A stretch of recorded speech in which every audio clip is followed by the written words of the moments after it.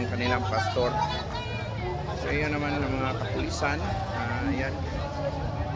Grabe, daming mga pulis na grabe talaga yung gulo dito na nangyari, at saka ang daming pulis na nakapaligid dito mga idol.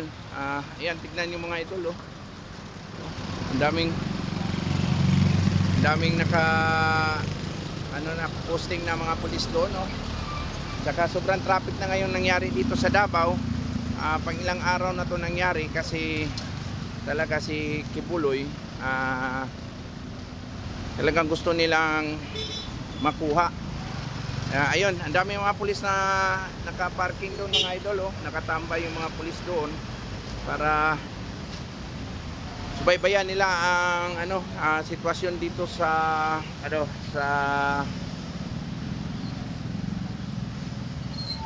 lugar ni Pastor Kibuloy.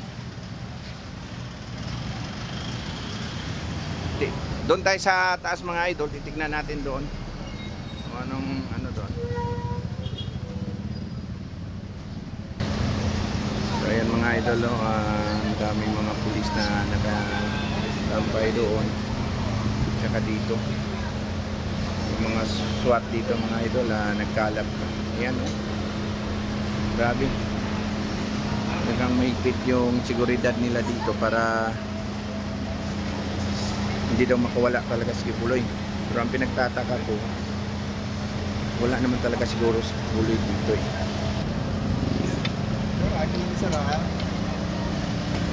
Ayan nga idol. Pero hindi natulak, no? Grabe yung mga grabe. Grabe yung mga pulis na nakakalat. Tignan nyo yung nangyari. Naging traffic na yung sitwasyon dito, oh.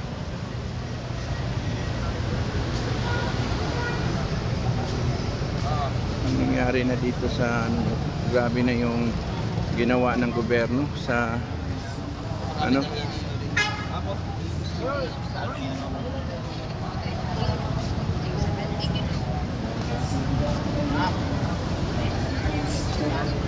grabe.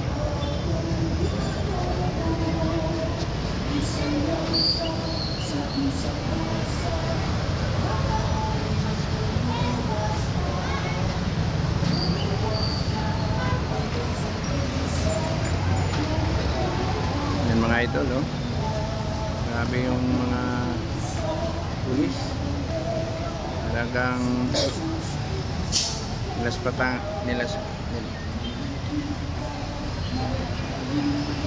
nilapastangan talaga ng gobyerno yung simbahan talaga ng ng mga tao. Hindi naman ako talaga na tama yung ginawa ni Pastor Kibuloy, no. Ang sa akin lang, opinion ko lang yun ito mga idol, ha. Ang sa akin lang, iba naman kasi ang batas na umiiras sa simbahan at batas ng gobyerno. Ito kasi ang ginagawa na nila nito, nilapastangan na nila yung karapatan ng mga miyembro at nananampalataya sa sa relihiyon na ito. So tinanggalan na talaga nila ng karapatan yung mga tao. Yung nasa loob pala mga idol na nandyan sa loob ng bakod na yan, ayan yun po yung mga miyembro ng KGC.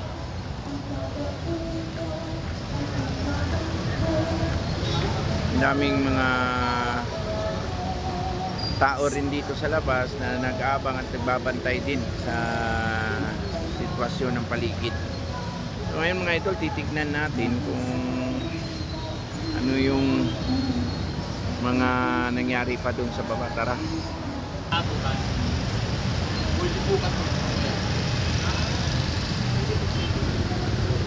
Diba nangyari na? So hindi na ako nakapagpigil talaga, hindi ko naman talaga to kumbaga content tong pagkabit ng mga ganito eh. Kaya lang na-curious na ako sa nangyari sa ating bansa eh. Sobrang ano na.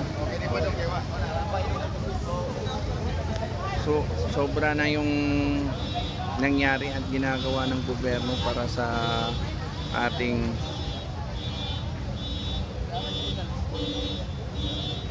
bansa. Parang hindi na binigyan ng karapatang pangtao itong mga ginagawa nila.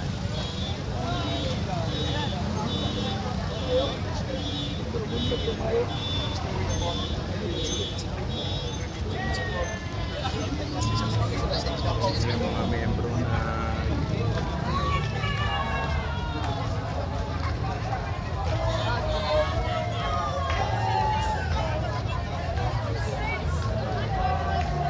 talagang tuloy-tuloy yung suporta ng mga membro ng simbahan, no?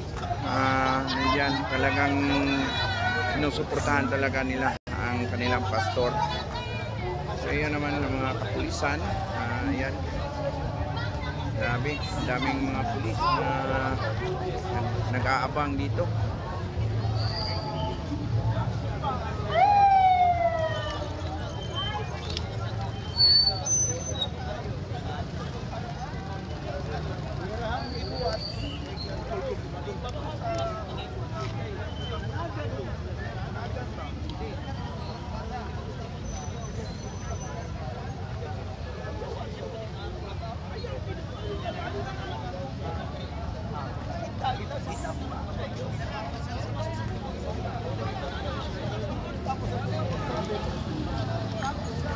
Magsulod na ako dito. Ito, may makakausap at may interview ko tayo dito. Intervention sa amahan. Mahimo yun ni nga kami naglaom ug dako kayo mo paglaom. Kay nga naman gisaad na sa amahan. Naa na sulat sa iyang balang kasulatan.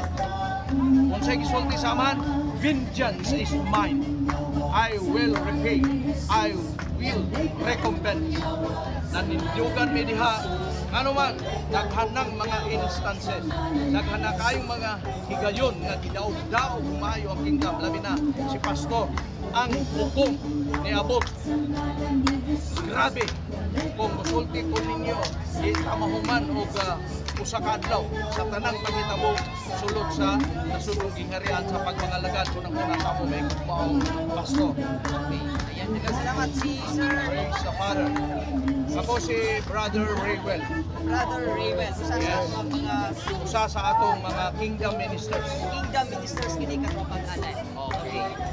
Si Brother Raywell. Yes. Okay. Wala to sir ang atong kasulti. Okay, thank you so much. Salamat sa inyong tanan. Sir, sabihin yung kasulti, sir. Sulod sa POGC. Actually, wa pa ko kita nga ni-withdraw. Or napa sila diha. Nagulat lang siguro og order. Pero gamay na lang ang forces na sa sulod. Gamay na lang ang force na Mao lang gihapon. Gamay lang. In fact, atong ni-withdraw na, nigawas na, gipasunod o balik. Ipaporma lang sila diha. Pero sila tanan diha mga pulis, makita nimo ilang mga dakway, siguro gimingaw na kay sila sa ilahang panimalay, sa ilang mga anak, sila mga ginikanan ba. Muna nga hayag kay ilahang mga naong sa kalipay. Isulti at daghang mga istorya nga pulis. Salamat gyud kayo sir. Ani ana, pasensya na gyud mo sir. Nana kay nagatuman ra magyud mi. O wala gina nga dapat kung mutuman mo, laruha gyud niyo ang pagtuman. Kay nga naman dili atoa ang panahon tanan. There is time for everything. Basin moabot ang panahon nga amo ana po. O una nga kami as a kingdom citizen sa Kingdom of Jesus Christ, never mi nagmakawala sa paglaom. Kaya nga naman, ang among gialagaran nga Diyos, tinuod nga Diyos nga magpabuhat sa langit ug yuta. Siya gihapon, kagahapon, karon ug sa umalabot. Siya ang Diyos ni Abraham, ni Isaac, ni Jacob, Diyos sa Israel sa Old ug New Testament, o mauna nga Diyos among gialagaran karon. Pinaagi ni Pastor Apollo Sikipulo.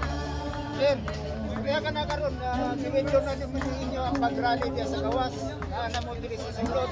So nabay nang hitabo nga mga negosasyon nga parang pawidyo mo sa pag-rally sa gawas.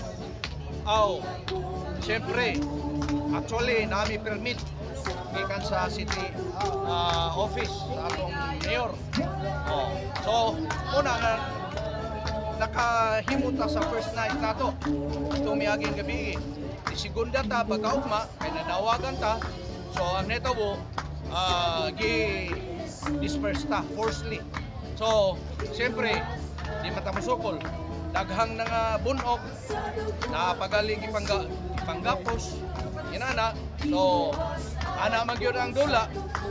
So kami andam mami mo pasaylo pero naay balaod sa yuta. So ang tanang mga dapat namo nga ireklamo i-file nga kaso sa korte amo na nang gihatay og maayo kay ngano man mas nakabalo ang among mga abogado. Pailan niyo kaso ang mga pulis. Ha? Kailan nyo kaso ang mga pulis? So, matun pa sa among abogado kung unsay legal, kung unsay angayan nga i-aksyon namo, ingon ang abogado, himuon namo. Himuon namo. Unsa may mga kasulti sir nga tagaan mong permit sa City Hall? Unsa may mga kasulti sa City Government o Davao City? Si Kabalo nga ta nga Duterte. si Mayor Duterte, anak sa atong former president, og nasayod pud ko nga personally as Filipino citizen kami naa sa Duterte, nagasuporto ni og sila mismo na diri sa Davao kinumalahan nila dinhi og niabot gyud ang panahon nga malinaw ang Davao nga dili basta-basta nga amo gyung na tagamtaman. So, For how many years? Salamat kay Basti Duterte nga Ako kayo ang atong pagpasalamat kay Mayor. Mayor, thank you kaayo sa kinasingkasing gikan sa among kinlalatmang suok sa amuhang mga kasing-kasing kami kanunay mapasalamaton sa inyohang walay undang nga suporta sa atong Vice President Inday Sara o gingon man sa atong former President Digong Duterte. Salamat kaayo, former President. Wala na akong kasulti. Salamat kayo. Salamat, sir. Thank you. ito nga lang kanila sir. Brother Raywell, Brother usa sa mga ministro diri sa kingdom. kasama Brother ko Rewel. Brother Katiin.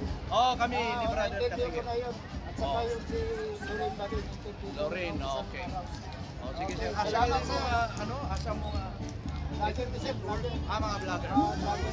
Okay, salamat sir pa suporta po sir. Brother ni Duterte. Okay. Okay, sige sir. So, karon mga idol, na-interview po na-interview natin yung isang pastor po, no, na naglabas ng kanyang hinaing at sama ng loob sa ating gobyerno dito sa Davao sa ginawa ng ating gobyerno ngayon na nangyari. So, tinanggalan po sila ng karapatang pangtao po. So ayan, dito lang po tayo mga idol. Maraming salamat po sa lahat.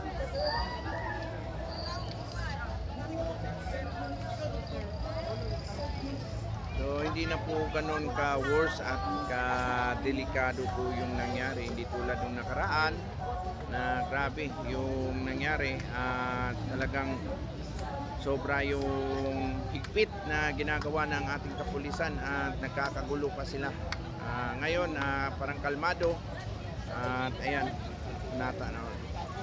hanggang dito yung vlog natin mga idol. So abangan nyo yung next upload natin tungkol dito sa anong nangyari dito sa